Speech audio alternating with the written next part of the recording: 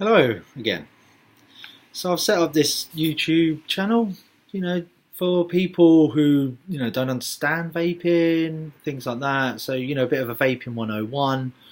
Also, I would put on promotions that I do in my store because I'm a vape shop owner, as you might have guessed already. And, break it down because there's a lot of videos out there. It's a minefield. And I like to try and keep things as simple as possible to help people from smoking into vaping. That's why I got into this. That's why I did the shop. It's my passion. I absolutely love it. So yeah, well, my name's Rob. I call myself Bob Vapes. Yeah, it had a good ring to it, I suppose. But yeah, so when you're smoking and that, and you're looking into e-cigs and that, where do you start? I mean, there is no right or wrong answer, firstly, should I say, because it's some people, that they can transition differently. So, but I'll give you what tends to work for, in my experience, for about 80 to 90% of people. And that will be a device sort of like this, or a little bit like this one here. Now, the thing with these ones here is they're quite small. And it's the draw that's the difference and what gets people, really started. So we call it mouth to lung. So that basically means it's a little bit more like a cigarette. So when you're taking that draw, it's nice and tight, something that you're used to. It also means that you can have that higher nicotine. It gives you that kick in the back of the throat that you're probably going to miss when first giving up smoking. Sorry. So, so it's basic components is you have this part here, which is the battery part, where some people call it the mod. They tend to have the fire button, and you have controls on some of them. Some of them you have like a display where you can control the power outage. People call it wattage and stuff like that. Most of the time though, keeping it simple when you first start is the key. You don't want to be messing around, you don't want to be changing all these settings or anything like that. You just want something you can pick up and go.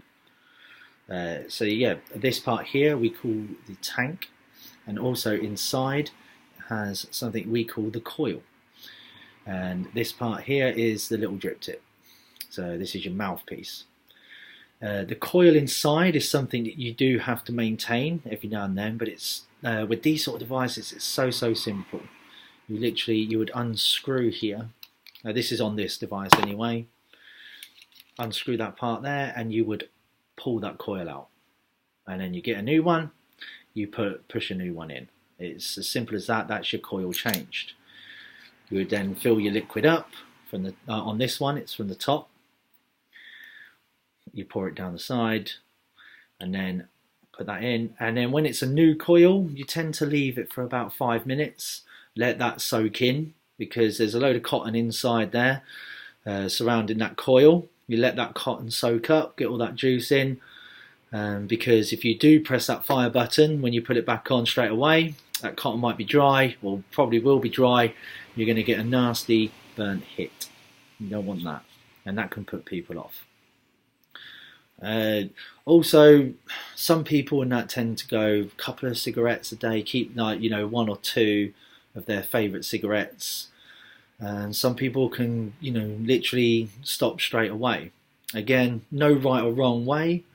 I'll just say try and eliminate as many cigarettes as you can at the start. You want to be picking this up first and foremost. Every time you're craving, you're scratching at the bit, you just want to be picking this up and giving it a puff. I'd say puff away for about 5 minutes, because you tend to crave the most for about a 5-minute period each time. Sorry, my phone and that keeps on going off. Yeah, so it's just you tend to crave for about 5 minutes the most. So if you're puffing away like that, and then after that 5 minutes, if you're still like really, then you pick up that cigarette, and then try again next time. Because most of the time in that you do the 5 minutes, and then you feel like you're all right again.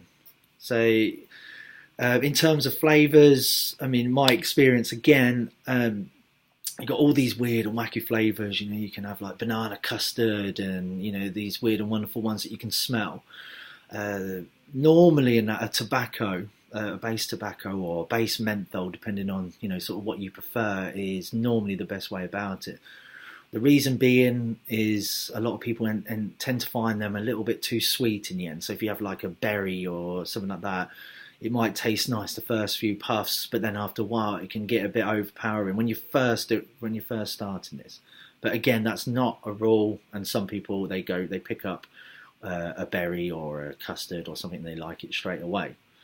But my advice normally is to pick up a nice tobacco or a nice menthol and trial that and just see how you get on, and have that. It's more of a neutral flavour, and it's a little bit more accustomed to what you're used to as well. Yeah, so you know, the kits and that are not too expensive. This one here is, it's called an Easy Watt. It's by Innokin. I mean, we retail this at $34.99, and it comes with 2 coils. And then your juices, you know, we do different juices. We do ones at $4.99 or 3 for $12. We also do another range. It's like £3 and 4 for $10. You know, so it's not too expensive. The first initial outlay might seem a little bit expensive, but once you've done that first one, then after that, you're looking at around about, on average, sort of £10 to £12 a week in costing. You know, just to keep the coils, you know, replaced, and the juice, obviously.